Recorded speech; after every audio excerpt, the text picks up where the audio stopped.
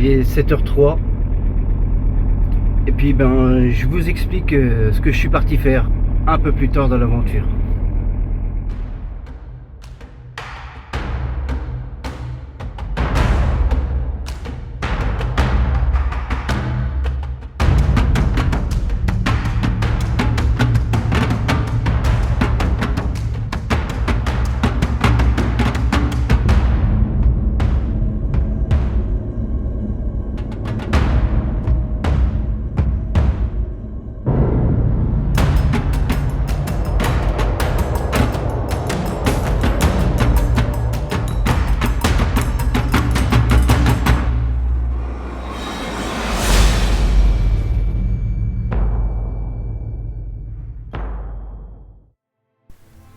Aujourd'hui, partons pour une découverte éphémère. Pour une curiosité unique du Larzac, le lac des Rives.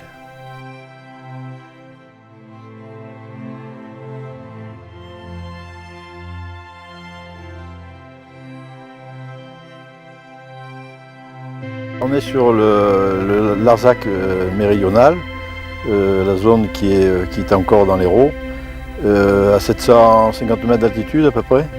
Alors là, on est sur donc le fameux lac des Rives dont on entend parler souvent, qui est un lac qui essentiellement se remplit par période, notamment de grandes pluies.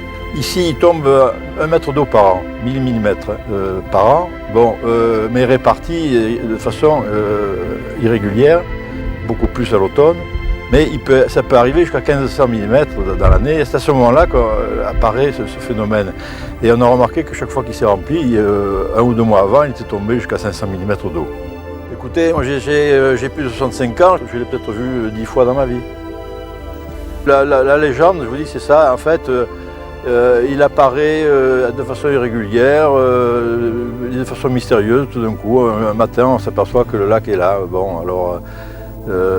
c'est ce côté un peu mystérieux qui est maintenu et qui, dans le fond, fait rêver les gens, c'est pas plus mal.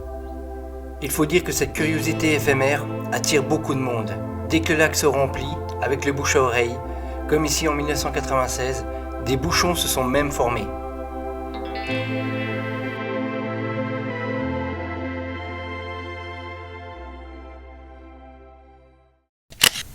Salut tout le monde! Aujourd'hui, nous sommes sur le plateau du Larzac, donc dans l'Hérault. Et je vais vous faire découvrir un lac assez étonnant. Un coup il est là, un coup il n'est pas là. C'est un lac intermittent. C'est le lac des Rives, en espérant qu'aujourd'hui il y ait de l'eau.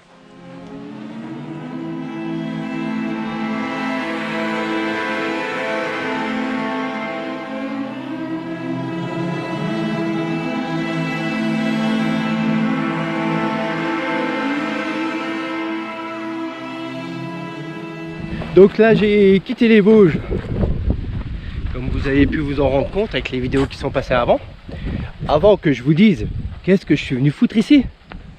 Enfin, ça sera pas ici, ce sera pas dans l'Hérault, ce sera à côté, dans l'Aveyron. Puis d'ailleurs je sais même pas où il est le chemin du lac, quoi. J'ai même pas vu d'indication, c'est moi qui vais au feeling. Et puis en fait j'ai le même temps que dans les Vosges. Là j'ai passé un col, j'étais dans le brouillard complet. Il y a un vent pas possible encore, là je suis un petit peu à l'abri. C'est même étonnant sur ce plateau. Mais bon. Donc le plateau du Larzac, c'est assez connu justement, c'est pour toutes ces pierres comme ça. Et il y a des endroits, il y a des pierres qui sont encore plus belles. Ça forme, je sais pas comment ils appellent ça. Des cheminées ou je sais plus comment ils appellent ça. On en voit tout long, entouré de pierres comme ça. Alors le lac des Rives qu'on va aller voir, je crois que c'est en 1996, il a réapparu, et en 97, plus rien.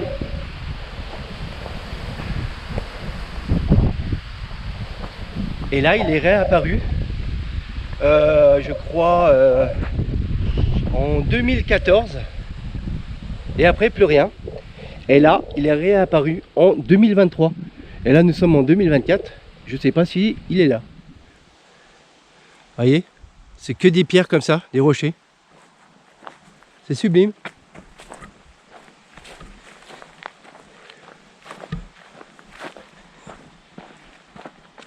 Donc ce lac, c'est une merveille géologique. Et puis là, franchement, je suis sur un coin, c'est magnifique. Oh là là. Regardez. Certaines années, le lac a pu atteindre 1 km de long sur 400 mètres de large. Si on remonte au milieu du siècle dernier, on sait qu'il est apparu de façon notoire. En 1953, en 1963, en 1969, en 1977, en 1987, en 1996. Vous en pensez quoi, vous? Oh là là, c'est magnifique. Les rochers là-bas, ils montent tous. On ira peut-être les voir au retour. De toute façon, je sais même pas où je vais. Et j'y vais, hein. J'y fonce. Peut-être à un moment, il faudra que j'allume le GPS, quoi.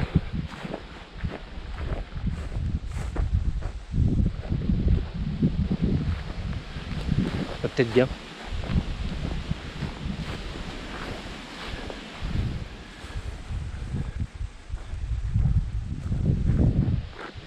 Je vais l'allumer.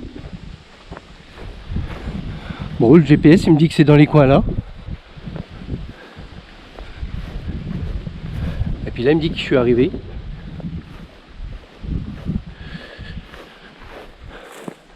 Ouais, comme je suis sourd, j'ai des oreillettes.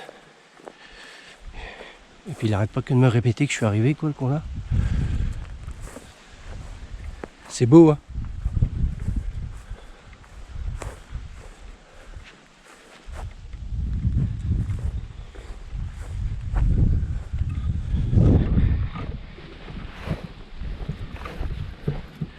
Alors là, je suis sur un sentier où il y a pas mal de passages. Donc je vais essayer de me diriger vers là-bas. Parce que le GPS, il me dit que j'y suis. Donc si je suis dedans, bah, c'est qu'il n'y a plus d'eau, quoi. Mais c'est une tuerie, hein.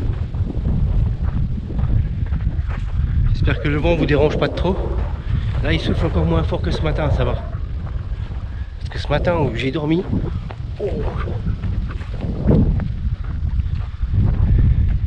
c'était la fête à neuneux.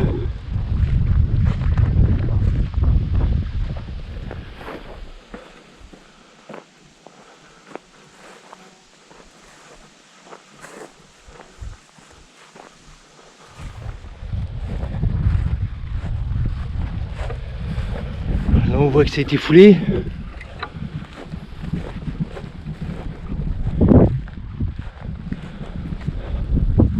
Waouh, waouh, waouh. C'est superbe.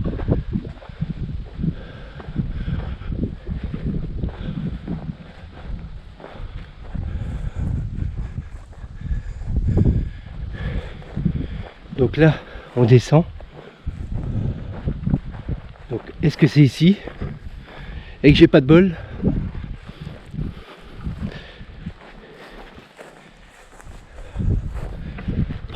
Et on est d'accord, ce rocher il impose, hein.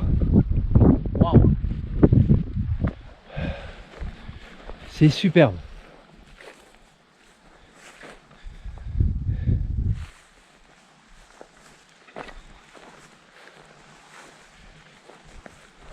Écoutez, si je le vois sans eau, j'essaierai de vous trouver des photos avec de l'eau. De toute façon, je sais pas si je suis dedans, peut-être.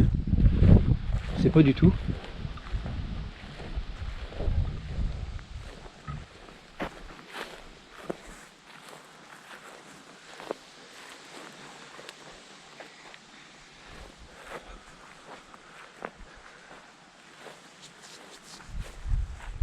Waouh, waouh, waouh.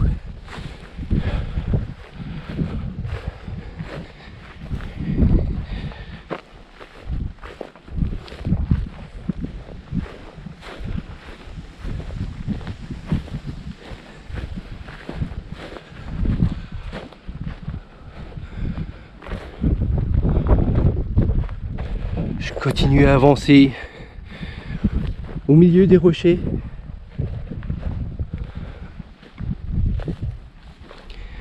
Qui sont somptueux.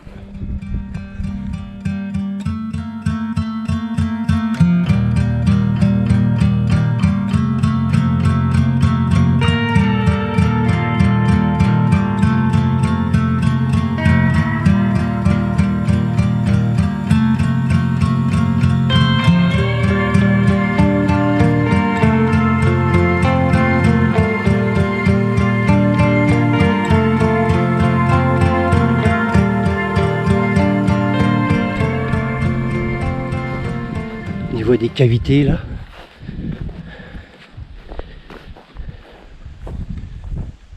Ça c'est bien pour les animaux.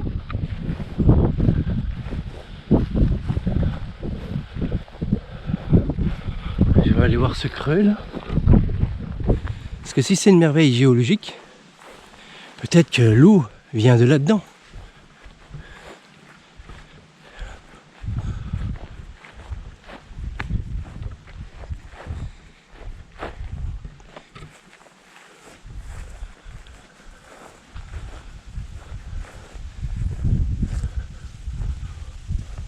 Oh! Ah bah moi je vous dis que c'est là le départ du lac.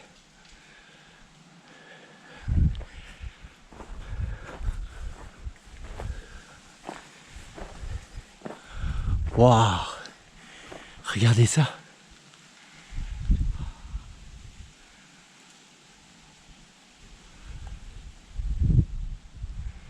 Donc nous on n'a pas de chance. Mais je pense que l'eau vient de là. Donc là on est dans le lac. Je l'affirme pas. Hein. J'ai choisi le lieu ce matin.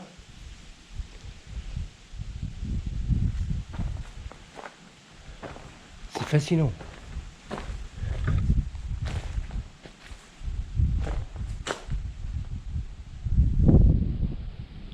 C'est dommage, j'aimerais bien en fait que les gens ils aient mis un trait pour voir les niveaux de l'eau. Mais on voit rien et...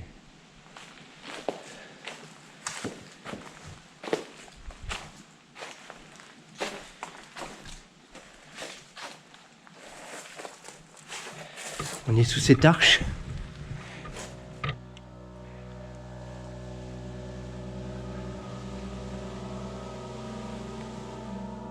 Le lac des Rives est le lac particulier de l'ensemble des lacs du Causse du Larzac.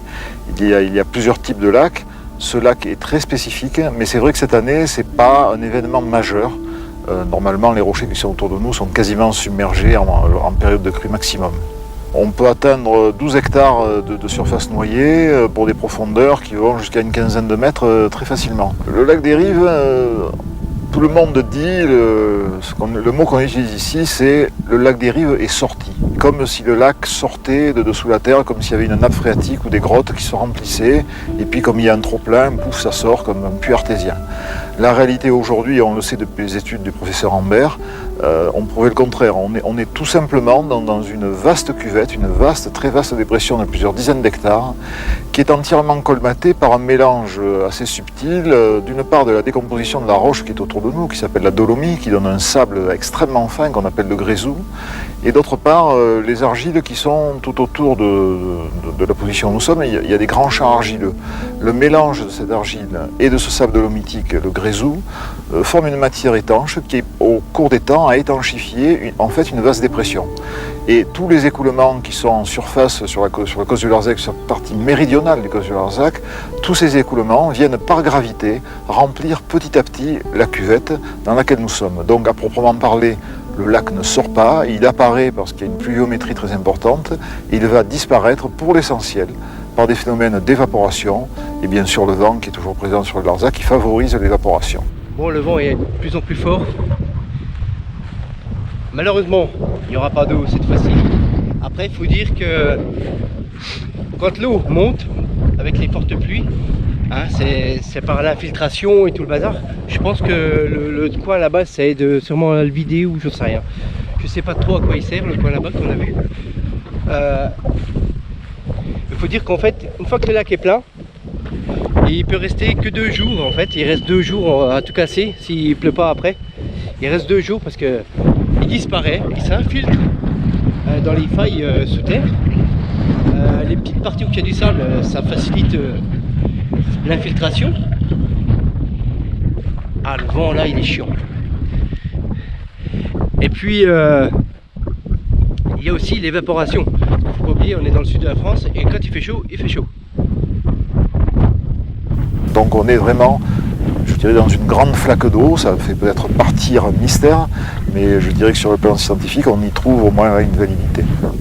Il est vrai que pour renforcer l'idée de le lac sort de temps en temps, beaucoup de personnes s'appuyaient sur le fait qu'on trouve dans ce lac un animal très spécial, un petit crustacé, qu'on appelle chirocéphale, tout simplement parce qu'il a la tête carrossée, un petit peu blindée, quoi. Bon, c'est un style Robocop, quoi, si vous voulez, des crustacés, quoi. Et en fait, quand on a étudié cet animal, on s'est aperçu que ce petit crustacé avait une capacité, c'est de revivre en quelque sorte, de renaître en quelque sorte lorsqu'il était dans un milieu saturé d'humidité, et surtout la propriété extraordinaire, lorsque le lac se vide, ce crustacé s'enfouit dans le sable, et puis va végéter. Pendant des dizaines d'années, voire des centaines d'années, on a retrouvé de ce type de crustacés qui ont sommeillé pendant des centaines d'années, qu'on a remis dans un milieu humide et qui, tout d'un coup, ont repris vie. Donc en fait, il y a une vie qui se passe au ralenti et on n'avait pas observé ça de très près. Ça a permis aussi de renforcer l'hypothèse du lac qui sort. Et en fait, non, on est en face de deux phénomènes en fait relativement simples. Un qui est une cuvette, l'autre des animaux qui sont des animaux, je dirais, à vie végétative la plupart du temps, et qui tout d'un coup, à la faveur d'une saturation d'humidité, renaissent à la vie. Mais cet endroit magnifique a servi également pour le tournage du fameux film d'Alain Chabat.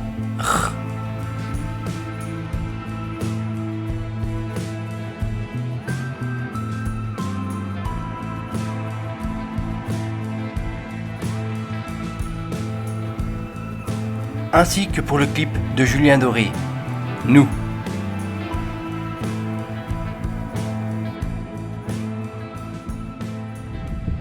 Bon, je me suis mis dans cette petite cavité pour me protéger du vent. En tout cas, moi je trouve le plateau du Larzac magnifique. Et pour moi, moi j'ai vraiment traîné mon cul un peu partout. Parce que j'aime ça, quoi. Si seulement j'étais payé juste à faire découvrir aux gens ce que j'aime voir, eh ben, je serais heureux, quoi. Ça serait mon plus beau métier du monde. Pour moi. Mais je trouve ça fascinant. Bon, bientôt, vous allez savoir... je suis venu ici pour quoi faire, quoi. Allez, je vous le dis pas tout de suite. Allez, je vous dis à plus pour 2 exploits. Bye bye. Là, vous voyez, je suis sur le chemin du retour avant d'en terminer. Il y a eu un feu de forêt ici.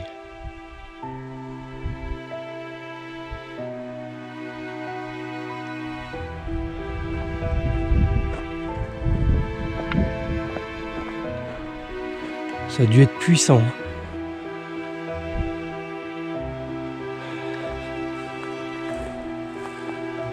Après, personnellement, je sais pas de quand il date. Ça, je ferai des recherches.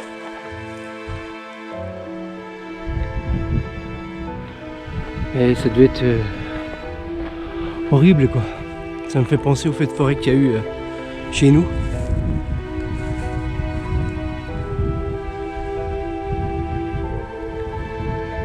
Ce jeudi 28 juillet 2022, la foudre s'est abattue aux abords du lac des Rives. 20 hectares de forêt ont brûlé. C'est un peu... C'est triste de voir la nature écorchée comme ça. Bon, elle va reprendre ses droits, elle va mettre longtemps, mais elle va reprendre ses droits quand même. Et au passage, on va pouvoir remercier tous les pompiers qui font un boulot de dingue. Que ce soit pour les accidents, les feux d'habitation, les feux de forêt ou d'autres inondations et tout le bazar, quoi. Et là, quand tu vois la terre meurtrie comme ça, c'est... Ça rappelle des mauvais souvenirs. Et pourtant chez nous c'est pas... c'est assez rare quoi, mais l'année là... En espérant que cette petite vidéo vous aura plu, un pouce, un commentaire et on s'abonne. Je vous donne rendez-vous samedi prochain pour l'avant-dernier épisode, avant de découvrir pourquoi je suis parti là-bas.